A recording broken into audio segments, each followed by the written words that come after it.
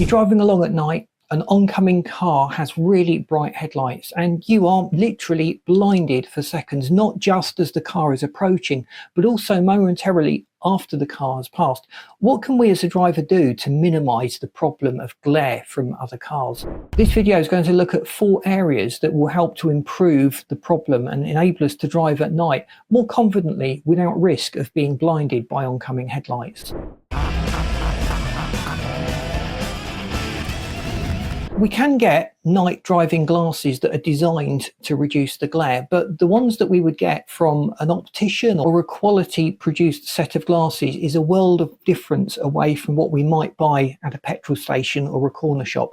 Make sure the glasses we buy come from a reputable, reliable source. It does make a significant difference to our safety, and also it can affect our eyes. If we start to wear these outside the car, they won't give us the UV protection that these other specialized glasses actually do, and that would be detrimental to our overall eye health. I've seen various yellow lenses, blue lenses, various filters that are fitted, polarizing glasses. I'm not an optician. I'm not going to go too much in depth here, but some toughened glass screens, particularly the rear windscreen where the heater element is inserted, can cause artifacts when we view them through polarized lenses, and that can restrict our view out of them, and that at night would reduce the visibility.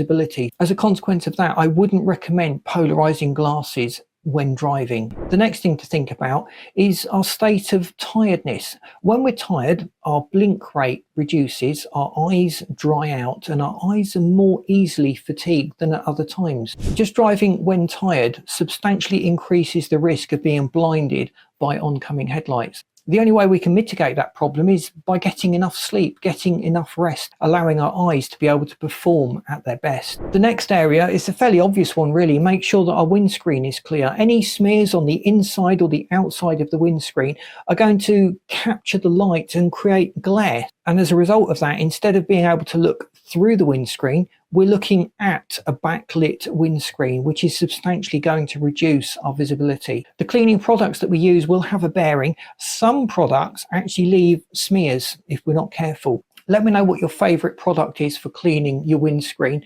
I personally prefer to use an isopropyl alcohol-based cleaner, and I try to minimize the amount of cleaning that I do.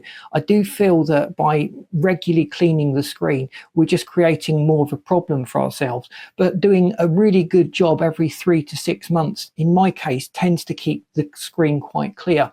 Although when I was beatboxing, I did notice the screen did tend to fog up a bit more frequently. Can't imagine why that was. The most significant 4th thing that we can do as a driver to reduce the risk of glare from oncoming lights is not to stare at them. Avoid looking directly at the light. You remember when you had your photograph taken, the flashbulb would go off and you would be momentarily blinded because we were invariably looking directly at it. When we're driving, if we lower our gaze below the headlights, off to the left or off to the right, we use our peripheral vision to pick out the details and give us the information that we need as a driver. We'll be able to drive at night without this risk of glare. That's a tip that most drivers pick up naturally over years of experience, but we still get caught out. You see something bright and the natural tendency is to look directly at it. And by doing that, we're actually creating that situation where we are temporarily blinded. Please let me know in the comments what you think of this video. If you've got any tips on avoiding being blinded by bright lights at night. If you haven't subscribed to the channel, please do so. That really helps us out, as does booping that like button to show your appreciation. And I've lined this video and this playlist up for you that you should find really interesting. Thanks for watching. See you in these next videos.